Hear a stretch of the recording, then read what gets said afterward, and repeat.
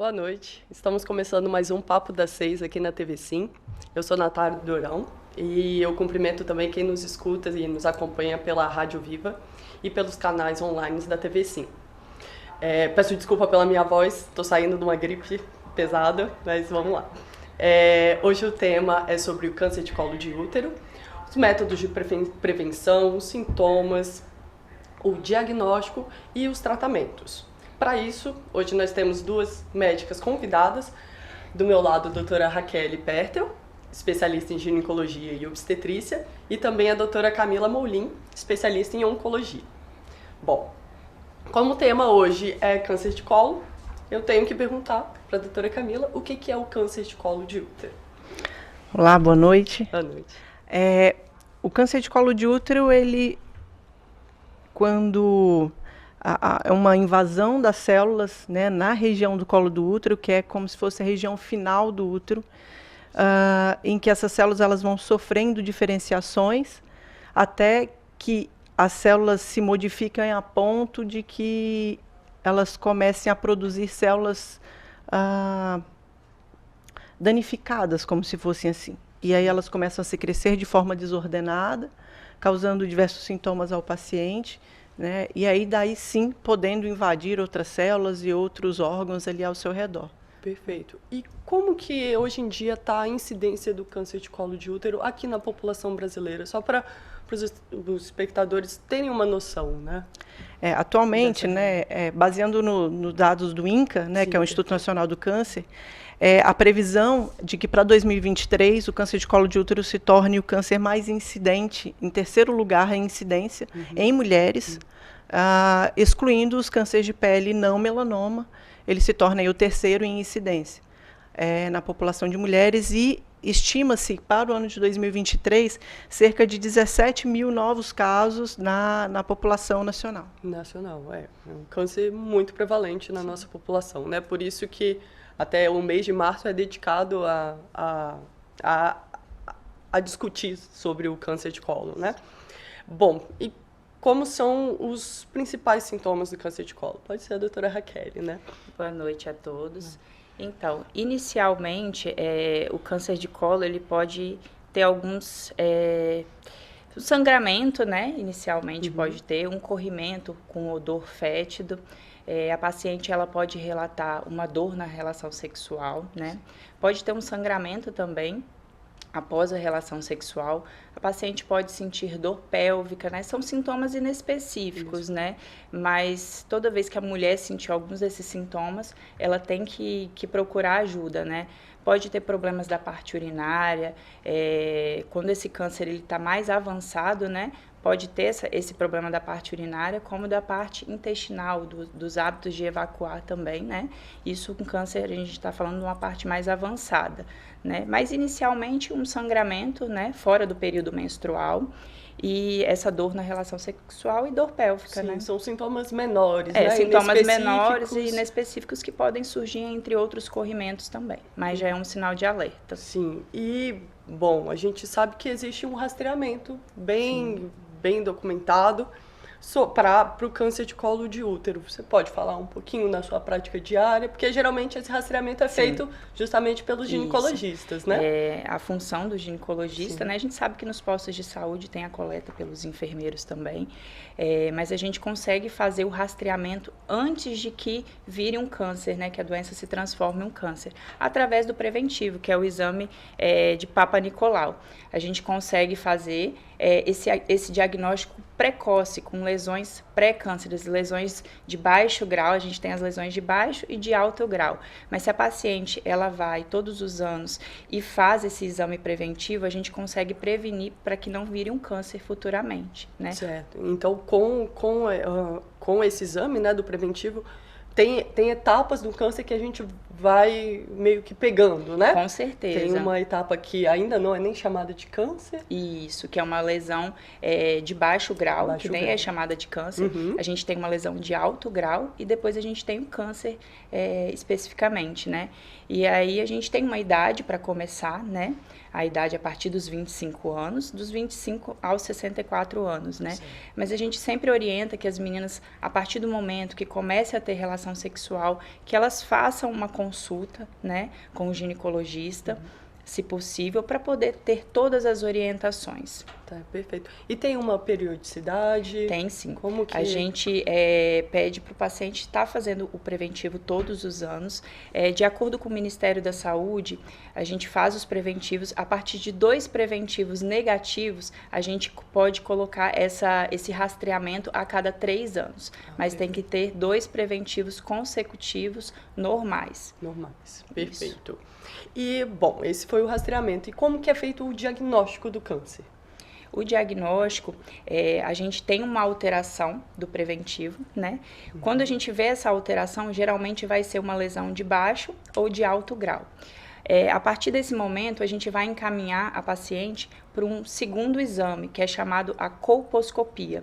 A colposcopia é um exame que a gente vai olhar essas células do colo do útero com um microscópio. A gente vai colocar substâncias e vai avaliar através do microscópio. Tendo alterações nessas células, a gente vai ser perceptível, né? E a gente vai fazer a biópsia. E aí, através dessa biópsia, que vai para o histopatológico, vai retornar e aí vai me falar se tem uma lesão, um câncer ou uma lesão de alto grau, né? Certo. A colposcopia é feito ambulatorial? Então, precisa internar? Como que funciona isso? A colposcopia é um exame que ele é feito no consultório, né? Mas ela também está disponível no SUS, né? A gente tem esse atendimento no SUS. Então, quando as pacientes elas têm essa alteração de preventivo, elas já são encaminhadas diretamente para determinado local, né? Que aqui em Linhares é a Casa Rosa. E lá é feito esse exame, a colposcopia, e se necessário vai ser feito a biópsia para poder fazer o diagnóstico. Perfeito. Você quer acrescentar alguma coisa, Camila? Alguma coisa sobre... A importância, né, de se procurar, de fazer essa prevenção cedo, para que esse diagnóstico seja realizado na sua fase mais inicial possível. Sem dúvida. Né? A Raquel pode confirmar aí para a gente, mas são inúmeras as pacientes que já chegam que nem é necessário mais uma colposcopia, né? Porque já tem lesões ulceradas, grandes, sangrantes, o paciente chega mais sintomática, né? Então, aí, no caso, simplesmente faz uma biópsia daquela massa que é visível ao exame ginecológico. Né? Quanto mais cedo esse paciente consegue, faz esse rastreio, um diagnóstico precoce, melhora seu tratamento e riscos no futuro. Sem dúvida. Sempre que a gente fala sobre câncer de colo de útero, vem também junto o vírus HPV nos assuntos, né? Pode ser, doutora Raquel, não tem problema. O que o vírus HPV tem relacionado ao câncer de colo de útero? Porque é tão comum falar dessas situações ao mesmo tempo, né? Então, a gente tem em torno de 140 tipos de subtipos de HPV. HPV é o papilomavírus, né? E esse papilomavírus, ele afeta as células do colo do útero, como a doutora Camila falou, afeta essas células e causa uma transformação, uma desorganização celular ali que vai desenvolver o câncer. Mas não é exatamente assim, como que desenvolve esse câncer? A paciente, ela tem que estar... com a imunidade baixa, né? Tem que ter ou as pacientes mais susceptíveis, por exemplo, um paciente com HIV positivo, não é em qualquer pessoa, né? Esse vírus, ele vai ter contato ali, mas ele não vai manifestar a doença de imediato na paciente. Ele demora em torno de 2 a 8 meses, né? Para desenvolver. Mas esse vírus, às vezes, ele vai ficar incubado ali por anos. Por isso que a gente fala para a paciente fazer os exames todos os anos, porque para desenvolver o câncer, demora em torno de 5 a 10 anos. O vírus, ele infectou aquela célula e depois ele vai promover essas alterações. Pode ser que você tenha contato com o vírus e nunca desenvolva o câncer. E pode ser que ele fique incubado ali por 10, 20 anos e não vai desenvolver. E pode ser que você esteja num momento com a imunidade baixa e ele se aproveite, né, dessa oportunidade e comece a manifestar uma doença, mas inicialmente ele vai causar uma lesãozinha de baixo grau, que a gente consegue captar através do preventivo, né? Aí se a paciente ela fica 5, 10 anos sem fazer o preventivo, quando ela chega ao ginecologista, ela já está com a lesão de alto grau ou o câncer propriamente dito, né? E quando você fala preventivo, só para deixar claro, preventivo é a mesma coisa que o Papa Nicolau, né? Então, isso. Só para deixar os termos que a gente usa corriqueiramente, né? Voltando no HPV, a gente está falando mais do público feminino, porque o tema hoje é câncer de colo de útero, mas os homens também podem se infectar pelo HPV, né? Como que a gente explica isso? Que, por exemplo, as garotas têm que começar a fazer o preventivo a partir do momento que iniciam a relação sexual. Isso é porque o HPV está difundido também na população masculina, né? Isso tem que ficar claro, que não é só a mulher que é exposto ao HPV, né? Tanto o homem quanto as mulheres. E você me falou sobre, tem mais de 1000 tipos de HPV. Isso. Quais são os mais relacionados ao câncer de colo de útero, né? Que já ficou documentado. A gente tem os vírus, né? Desses 140 que eu falei, isso tem 40 tipos que envolvem, né? A parte do trato ginecológico, né? A gente tem os tipos oncológicos, que é o 16 e o 18, e tem os tipos que vão causar a verruga, né? Que é o tipo 6 e 8. Perfeito. Então, 16 e 18 são os relacionados os oncogênicos. Tem isso. outros tipos também, né? Mas os mais importantes. Os mais. Perfeito. E como que se dá a transmissão do HPV? Como que se dá a transmissão na população do HPV? Você pode comentar? Então, a transmissão é através da relação sexual, né? O contato com essas gotículas ali, né? No ato sexual é o principal transmissor. Sim. Né? Por isso que ao iniciar a vida sexual é recomendado iniciar essa prevenção do câncer de colo. Tudo está relacionado, né? E, bom, o HPV já é identificado há muito tempo, a gente até sabe os mais relacionados a câncer e a medicina trouxe uma grande evolução em relação a isso, né? Que foi as vacinas direcionadas ao HPV.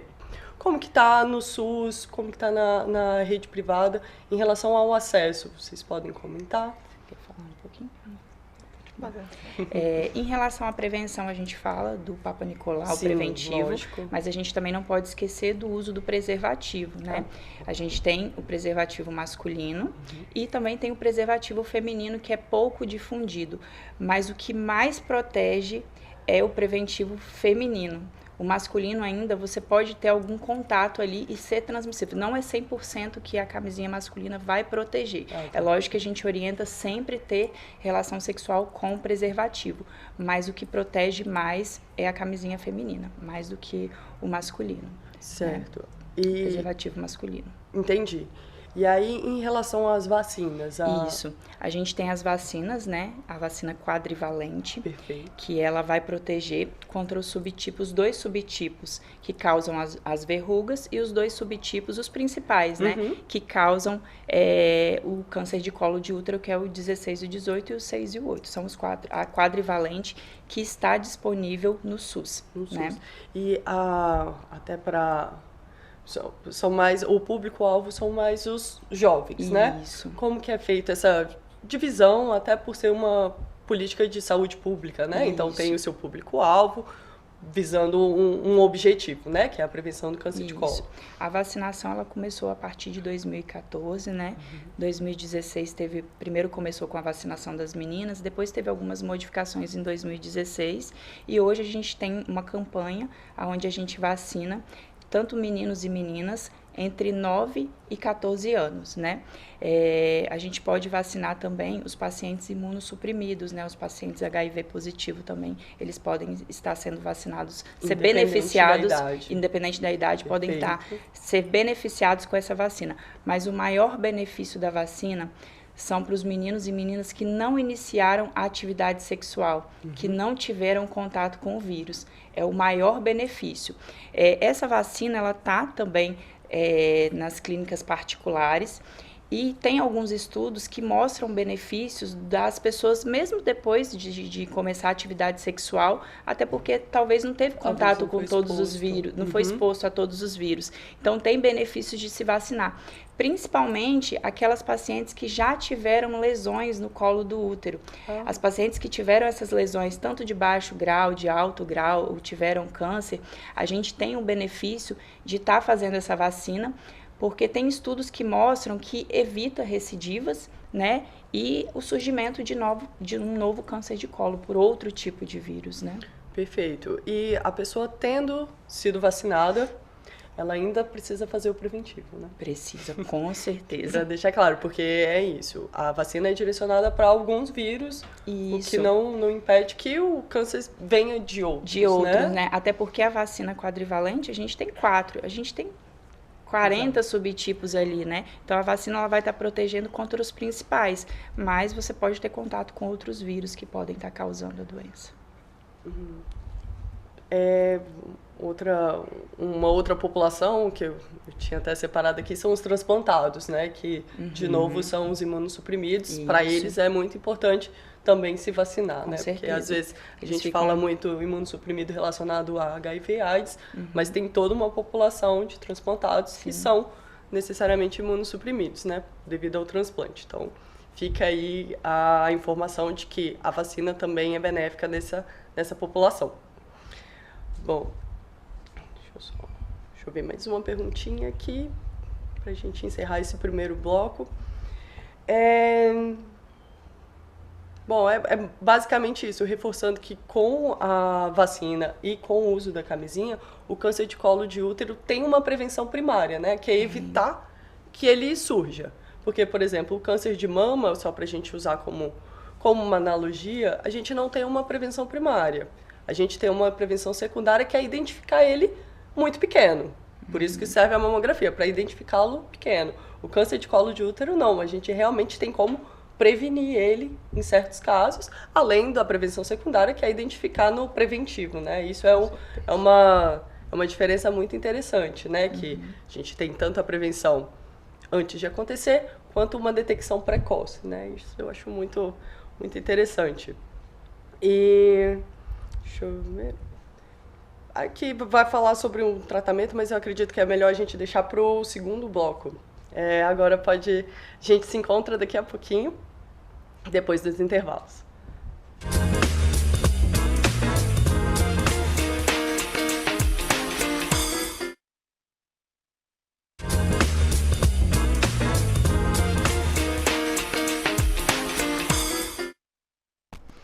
Boa noite, voltamos com o Papo das 6. Hoje o tema é câncer de colo de útero. Estou aqui com a doutora Raquel e a doutora Camille. A gente, no bloco anterior, estava falando sobre o HPV. Nós vamos voltar um pouquinho nesse tema, porque é um tema muito importante e faz parte de todo essa parte em relacionado ao câncer de colo mesmo, né? Então, sobre o HPV, como que a pessoa diagnostica que ela tem o HPV, né? Que já foi exposta ao HPV e tem esse vírus circulando no corpo. Como que é isso hoje em dia na medicina, né? Então, a gente tem um exame mais novo, que é o DNA, né? A captura híbrida. E aí, através da captura híbrida, a gente consegue ver os tipos de vírus que a paciente tem, né? A coleta é igual ao preventivo, porém, esse exame ele ainda não está disponível no SUS. Alguns planos de saúde cobrem, né? E particular. E aí você consegue identificar se você tem alguns vírus do HPV, tanto os vírus que causam verruga ou câncer de colo de útero, a gente consegue prever através desse exame. Interessante. Então, é feito do mesmo modo que o preventivo, né? A coleta praticamente é parecida. Certo, entendi. E como que funciona para o tratamento dessas lesões do HPV que ainda não são câncer, né? Porque elas, como já foi falado, é uma evolução, né? Isso. Como que é o tratamento dos estágios iniciais antes de ser um câncer propriamente dito? Então, a gente divide em 2 blocos, né? As lesões de baixo grau e as lesões de alto grau. Essas lesões de baixo grau, a gente faz o acompanhamento, o segmento. Por quê? Na maioria das vezes, essas lesões, o próprio organismo ele combate através dos anticorpos. E quanto tempo que a gente tem para isso? 6 meses. As pacientes com lesões de baixo grau, a gente faz um segmento semestral. Vai depender do tipo de lesão. E com 6 meses, na maioria das vezes, essas lesões elas já são eliminadas pelo próprio organismo, né? Aí, então, nesse controle de 6 meses, você já vê que exatamente. Bastou aquele segmento, né? E a gente faz, nas lesões de alto grau, a gente faz a colposcopia, né? E através dessa colposcopia, a gente vai ter um resultado se tiver uma biópsia.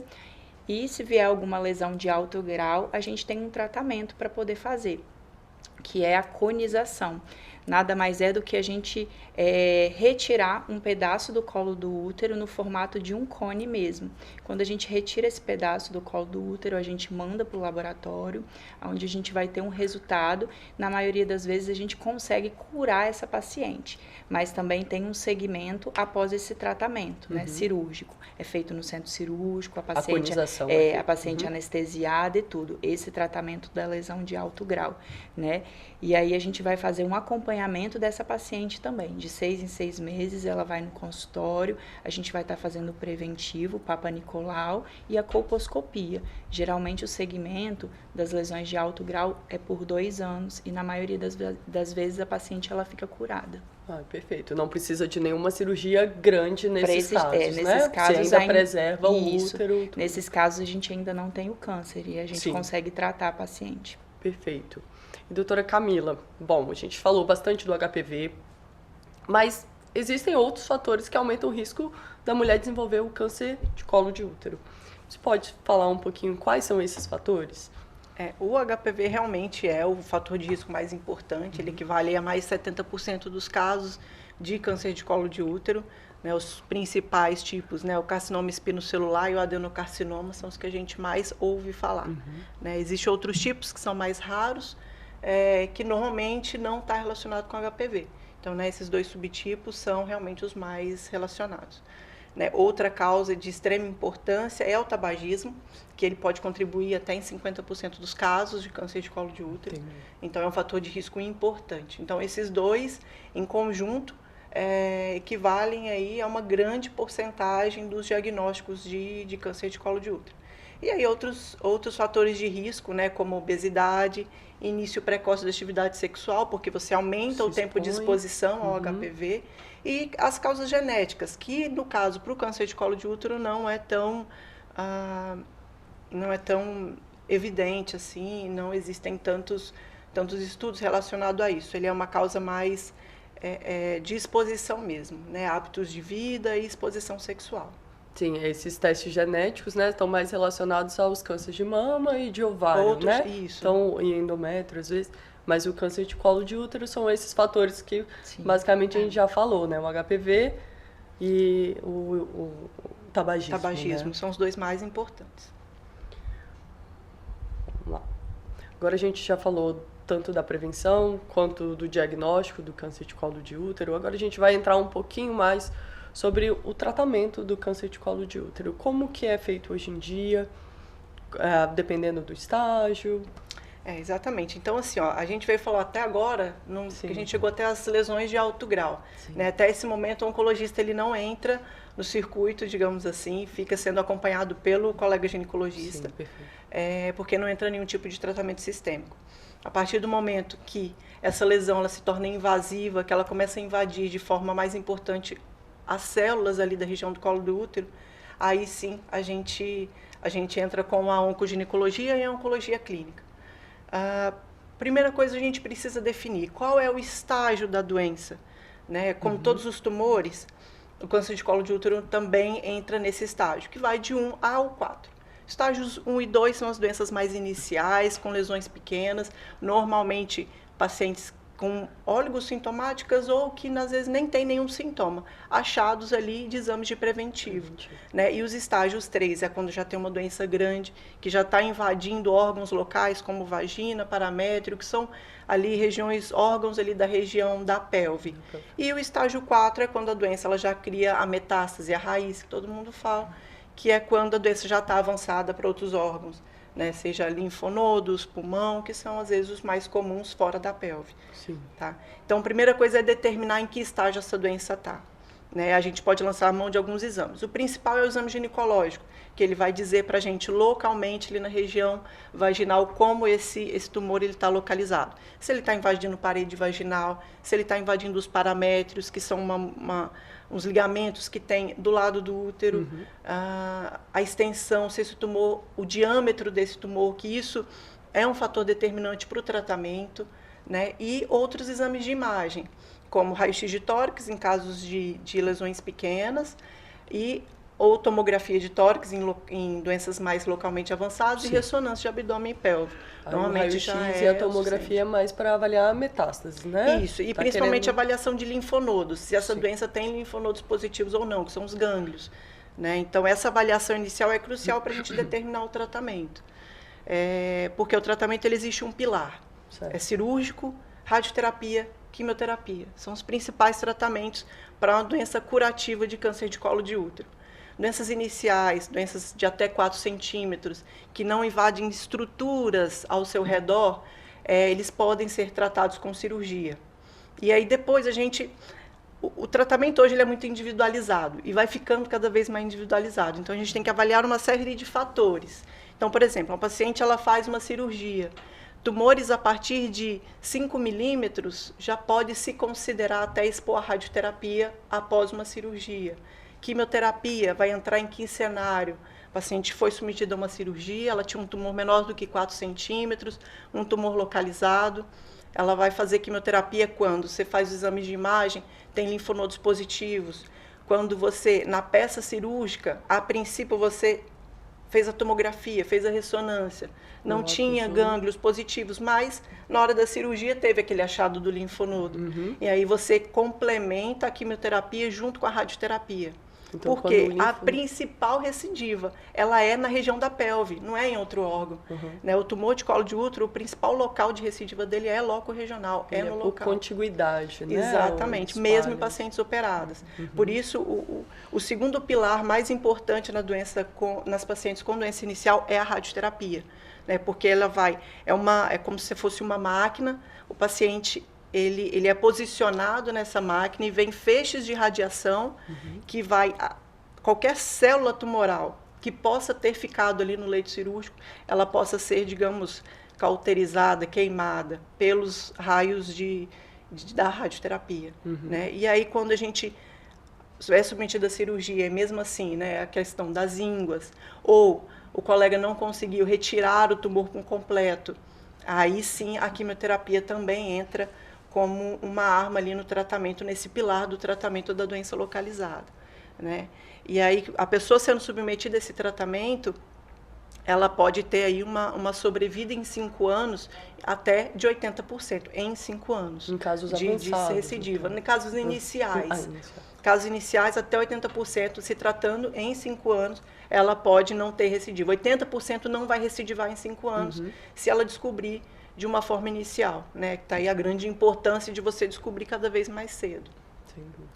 Mas, infelizmente, a gente chega, né, ao nosso consultório, principalmente o consultório do ginecologista, doentes com uma doença mais avançada, com massas grandes, muito sintomáticas, sangramento importante, muita dor pélvica, provavelmente já está acometendo outros órgãos. Né? Às vezes, chega uma doença tão grande que está acometendo até a parte óssea da pelve. E aí, não é possível essa paciente ser submetida à cirurgia. Né? Então, essa paciente, ela é contraindicada a cirurgia para ela e ela parte com um tratamento combinado com quimioterapia e radioterapia. Esse tratamento também pode garantir cura para a doente, claro, numa porcentagem menor, isso gira em torno de 60%, 50%, 60%, mesmo essas pacientes não sendo operadas. Né? Então, ela faz a radioterapia com sessões diárias, quimioterapia com sessões semanais, e aí ela pode, mesmo em doenças um pouco mais avançadas, terem essa taxa de cura. Se torna bem menor, né, essa taxa, mas ela ainda pode ser alcançada, mesmo em doenças, digamos, localmente avançadas. Né? Sim. O que eu ia perguntar, a quimioterapia só entra após? Ou existe uma quimioterapia antes de começar o tratamento? Para tentar reduzir tamanho? Estou extrapolando um pouquinho da mama, lógico. Para câncer de colo de útero, a partir do momento que doenças iniciais já tem indicação de cirurgia, é direto para cirurgia. Quando que vai entrar químio em pacientes que operaram? Na situação de que pegou o paramétrio, que é justamente esse ligamento que está do lado do útero, que ele fornece uma sustentação ao útero. Então, muitas vezes, é o primeiro local que o tumor invade. Isso é avaliado pela ginecologia. Tá? Durante o exame ginecológico, ele consegue perceber se esse paramétrio está comprometido ou não. às vezes é um comprometimento pequeno, e a paciente acaba indo para a cirurgia, e se já tiver esse comprometimento, ela vai para a quimioterapia. Então, são 3 situações pós-cirurgia que ela vai fazer químio. Os gânglios positivos, a presença de margem comprometida, ou seja, não conseguiu operar e retirar todo o tumor de forma com margens de segurança, ou quando acomete esse paramétrio. Né? Isso nas pacientes que foram operadas. E, geralmente, a cirurgia envolve o quê? Retira o útero? Como que...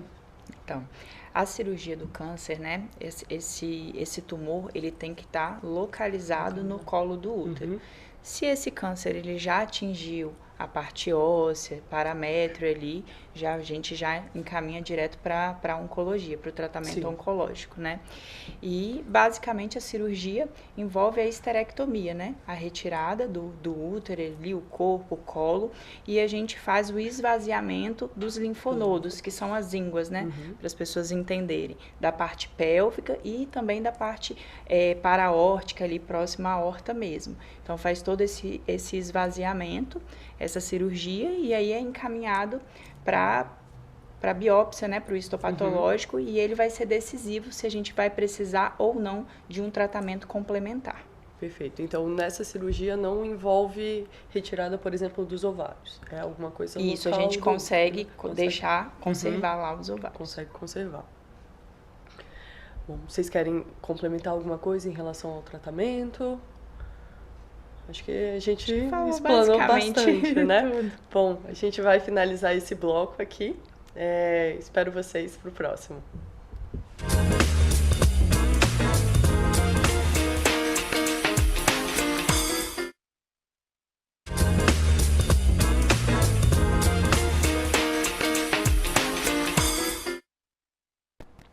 Voltamos com o bate-papo das 6. Hoje o tema é sobre câncer de mama, prevenção, tratamento, diagnóstico. Estou aqui com a doutora Raquel e a doutora Camila.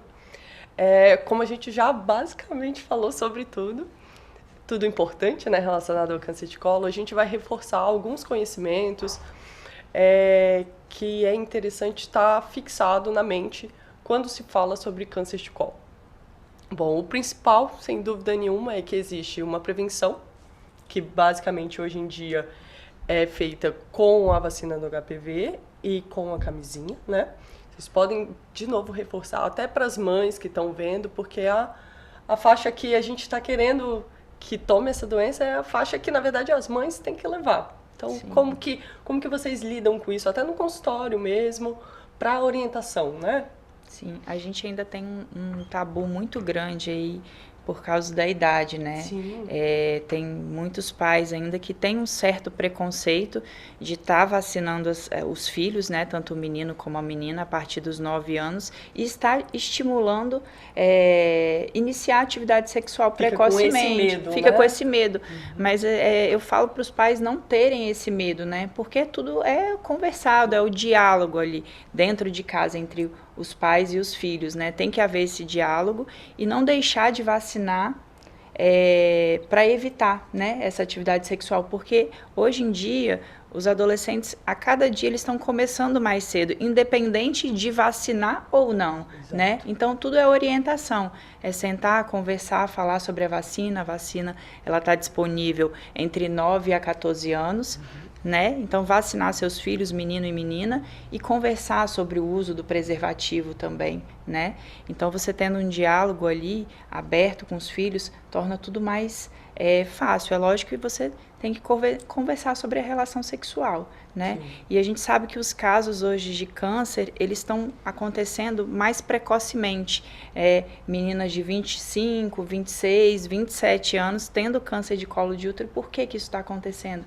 Porque começa a atividade sexual muito jovem, né? Tem múltiplos parceiros e isso acaba acarretando essas lesões, e aí as pacientes elas não fazem o preventivo, né? Às vezes não tem uma certa orientação da família, né? Até porque ele é recomendado a partir dos 25, então até isso é uma coisa para se rever, para discutir com a ginecologista e expor a sua realidade, e o ideal é que você leve a sua filha, né, no ginecologista o mais precocemente possível para conversar. O paciente começou a menstruar, né, leva para ter aquela conversa, aquela primeira conversa, né? Se os pais às vezes são inibidos de conversar, não tem uma certa dificuldade, nada melhor do que um profissional da saúde para começar a ter essa conversa com o filho. Perfeita, né? Colocação.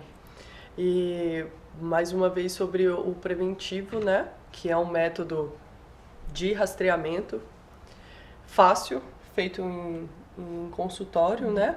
Que tem que ter essa periodicidade. A gente, de novo, a doutora Raquel falou, anual, tendo 2 resultados negativos anuais, né? Consecutivos, você passa a fazer a cada 3 anos, né? Mas pode fazer todo ano também. Com certeza, com certeza. Porque é uma parte importante nessa detecção precoce das doenças de baixo grau, né? Tanto quanto do câncer. Bom, doutora Camila, tem mais alguma coisa que você queira falar da parte da oncologia, né? Da sua especialidade? O que você vê no dia a dia mesmo? O câncer de colo de útero, ele é praticamente um problema de saúde pública. Sim. Porque é um câncer prevenível. Né? Exato, hoje a gente vê estimativa do INCA de que é o terceiro câncer mais incidente em mulheres de um câncer prevenível, é algo que tem que ser atuado na base, tem que ser atuado a prevenção, né? E é para ontem, tem que ser feito isso, orientações diárias e conscientização das mulheres que elas precisam se prevenir, né? É muito importante elas estarem fazendo acompanhamento com o ginecologista, estarem fazendo seus exames. Existem tantos outros cânceres que não podem ser preveníveis, não tem exames de rastreio. Eu vou fazer tal exame para prevenir tal câncer. Infelizmente, a grande maioria dos cânceres não tem essa possibilidade, não tem essa prevenção. Então, assim, ainda bem que por câncer de colo de útero a gente tem essa possibilidade, a gente tem esse rastreio, esse diagnóstico inicial. Então, é algo que precisa ser frisado nas cabeças das mulheres que precisam fazer esse acompanhamento. E que essa incidência, ela vá lá para baixo. Porque o câncer mais incidente tem que ser aquele que você não consegue prevenir. Né? Porque ele vai ser achado em algum momento da sua vida.